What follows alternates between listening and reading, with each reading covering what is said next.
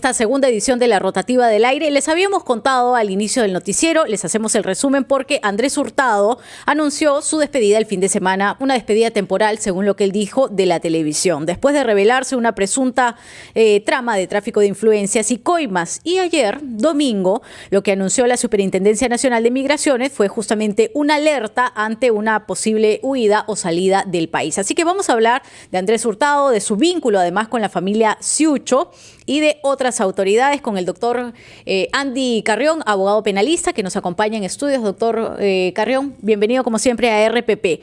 ¿Ante qué escenarios legales estamos con lo poco o lo mucho que se ha conocido de Andrés Hurtado? Muy buenas tardes. Antes que nada, Joana, Carlos, gracias por la invitación. Buenas tardes, doctor. Es un escenario jurídico bien complicado, por el cual ahora están pasando no solamente Andrés Hurtado, sino también los demás vinculados, entre ellos también una fiscal superior especializada en lavado de activos.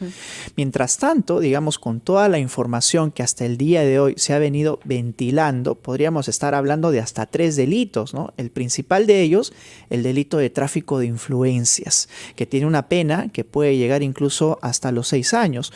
Luego tenemos el delito de cohecho, coloquialmente conocido como sobornos, porque se parte de la idea de que se habría dado dinero de cara a que funcionarios públicos favorezcan la liberación de este cargamento de oro, y que tiene una pena el delito de cohecho que puede ir hasta los 8 años.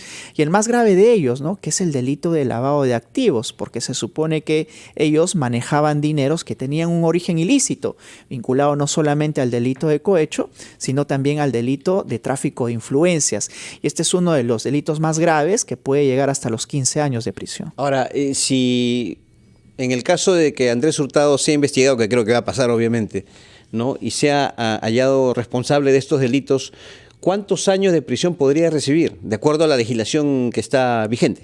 Eso depende de los delitos que estén incursos en la investigación, ¿no? Porque si, por ejemplo, solamente se le investiga por el delito de tráfico de influencias, podría llegar la pena hasta los 6 años. En el peor de los escenarios. Bueno, el peor de los escenarios es de que se le investigue por 3 delitos, los 3 mencionados, que sería tráfico de influencias, el delito de cohecho y el delito de lavado de activos, que podrían llegar, si es que hacemos sumas y restas, no solamente hasta los 15 años, sino a ello podríamos agregarle 8 años, que ya sería 23, más los 6 años, ¿no? O sea, podría llegar hasta los 28 años de prisión. 28. Y eso es muy complejo, porque los delitos aquí se suman, ¿no? No son, digamos, delitos que se puedan subsumir dentro del que tiene la pena más alta, que es el delito de lavado de activos. Y eso es lo peligroso.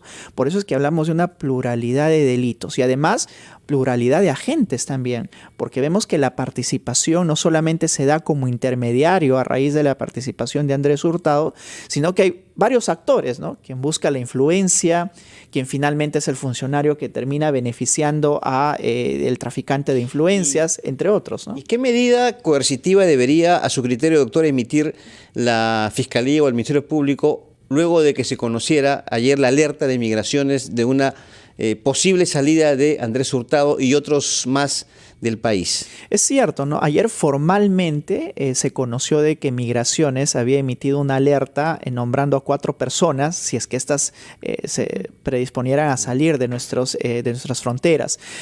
Es un ámbito de medida preventiva. ¿Por qué? Porque Migraciones como tal no tiene la facultad de impedir la salida del país de ningún ciudadano. Pero yo creo que en base a experiencias previas, recordarán ustedes el caso de Nostroza Pariachi, que salió por la frontera norte, el caso de un ex consejero del CNM que se encuentra ahora en Argentina, y otros casos.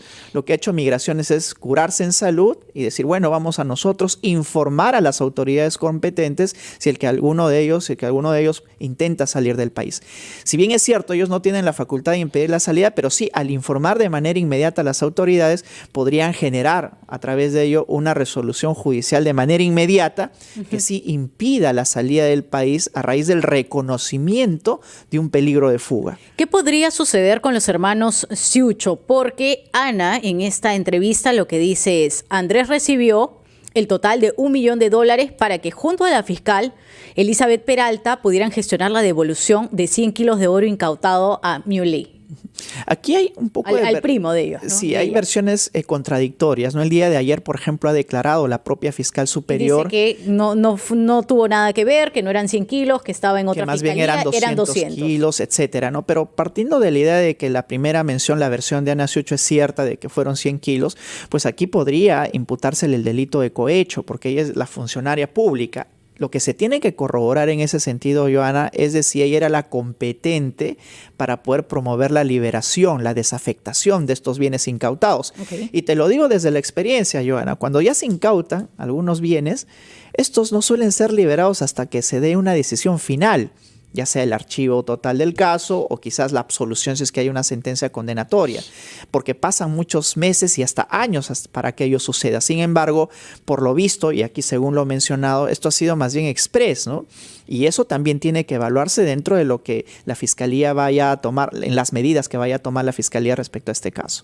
Ahora, ¿qué dimensión podría alcanzar a su criterio este caso, doctor? Porque esto parece ser la punta de un iceberg, ¿cierto?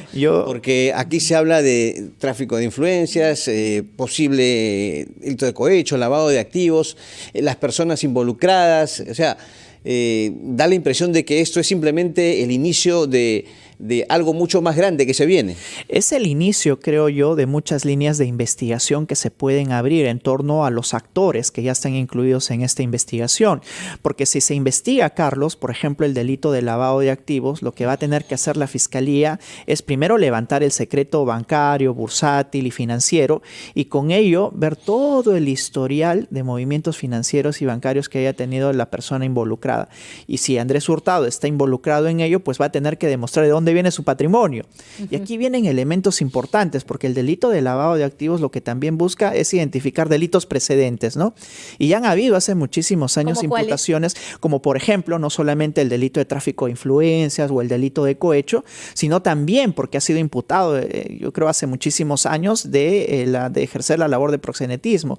Es más, lo dice la propia fiscal superior, ¿no? La propia fiscal superior señala que no lo conocía, pero que cuando se enteró él y las reuniones, pues lo único que sabía ella era que era un proxeneta. Eso lo dice la propia fiscal superior. Sí, que lo eso conoció podría en el 2015. servir para la Fiscalía, para que la Fiscalía sustente un eventual delito previo e identifique que los dineros que obtenía eran dineros ilícitos. Pero ahí se va a abrir todo un historial previo que va a abarcar muchísimos años atrás. Porque este delito, Carlos, implica que las personas justifiquen el patrimonio que ostentan. No solamente es decir, bueno... ¿Justifiquen viajes, por ejemplo? Justifiquen todo, ¿no? De dónde han sacado los dineros de los viajes, de dónde han sacado el auto que se han comprado, de dónde han sacado la inversión en tal empresa, etcétera, ¿no? O incluso los movimientos financieros que haya tenido con su productor en el programa televisivo. Y aquí hay algo que también se debe de señalar, porque el delito de lavado de activos es muy invasivo. Y lo que va a tener que señalar es, a ver, ¿has recibido dineros también de funcionarios públicos? ¿Cuál ha sido la finalidad? Y si esto podría sustentarse o no en un delito de tráfico de influencias u otro. Claro, además, usted mismo lo ha dicho, él ha hecho alarde, ¿no?, de esa riqueza, entre comillas, que tiene, ¿no?, con relación a bienes materiales y diversos, doctor Carrión. Pero ¿no le parece a usted que ya ante esta alerta de migraciones se debió tomar alguna decisión por parte del Poder Judicial? O sea, el Ministerio Público tendría que solicitar, no sé, una detención preliminar o al menos impedimento de salida del país. ¿No cree usted que en este aspecto se están demorando? Por supuesto, ¿no? Y debemos de señalar que jurídicamente cuando se inicia una investigación, la medida menos gravosa, pero que al menos garantiza de alguna manera la presencia del imputado, es el impedimento de salida del país.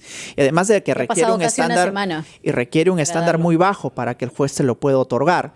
Distinto sería una detención preliminar, etcétera, pero para eso se requiere todavía que las investigaciones avancen un poco. Pero por lo menos ahora, yo creo que el impedimento de salida del país sería la medida más idónea de cara recién al inicio de las investigaciones, para impedir no solamente que Andrés Hurtado pueda resguardarse en otro país, sino también los demás implicados, porque se ha demostrado y han también señalado los viajes de idas y vueltas que tienen muchos movimientos, al menos en migraciones, ¿no? Y ¿Qué podría suceder, doctor Carrión, con aquellas personas que en estos momentos son funcionarios públicos, pero que en su momento, por ejemplo, eran candidatos presidenciales o candidatos a algún municipio y que iban constantemente también al programa que él pagaba por un espacio en Canal 5? Sí, que han sido también asesorados. según lo que se ha Aquí conocido. Hay que diferenciar muy bien si es que un particular, por ejemplo, invierte publicidad en un programa radial, televisivo o un programa específico como el que desplegaba no hay ningún problema. Andrés Hurtado. No hay ningún problema.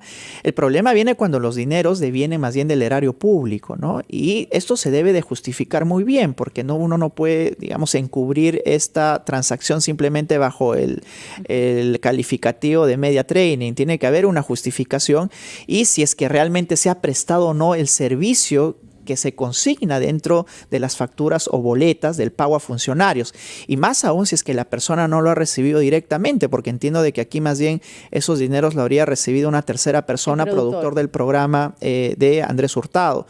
Y eso es complejo porque incluso se cuestionaron, hay otros partidos, el de Fuerza Popular, el de Perú Libre, que se cuestionó en su oportunidad por qué contratan a determinadas personas si es que no está conectada con la propia labor partidaria. También tendrían que ser incluidos en la investigación.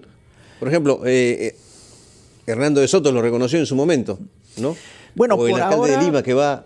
Sí, pero por ahora, digamos, todavía no existe un indicio evidente de que estos dineros hayan primero sido destinados a una finalidad ilícita. Lo que sí se sabe es que han salido del erario nacional, y eso tendrá que indagarse porque se ha mediado influencias ilícitas, no solamente para la recepción del dinero, sino para alguna otra finalidad.